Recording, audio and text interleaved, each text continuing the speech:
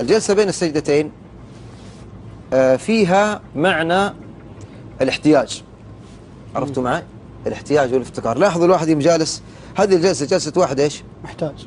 الصلاة فيها أجزاء، فيها تسبيح، في ثناء، في حمد، في دعاء، في الجزء اللي مخصص للدعاء والطلب فقط تدعو فيه فقط، مو السجود.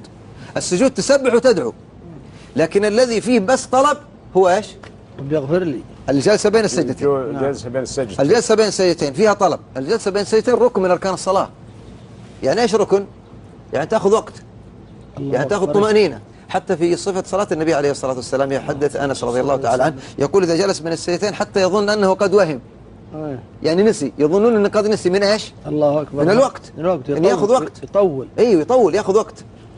تعالوا الآن، ليش يطول؟ ايش فيها الجلسة بين السجدتين؟ ماذا يقال فيها؟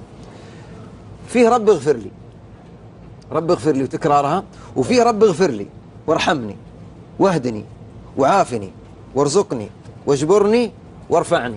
يا اخوان تدرون ايش هذه السبعة؟ هذه السبعة كل ما تحتاجه أنت للسعادة والفلاح في الدنيا وفي الآخرة. إذا غفر الله لك ورحمك وهداك وعافاك ورزقك وجبر نقصك ورفعك، في شيء ثاني؟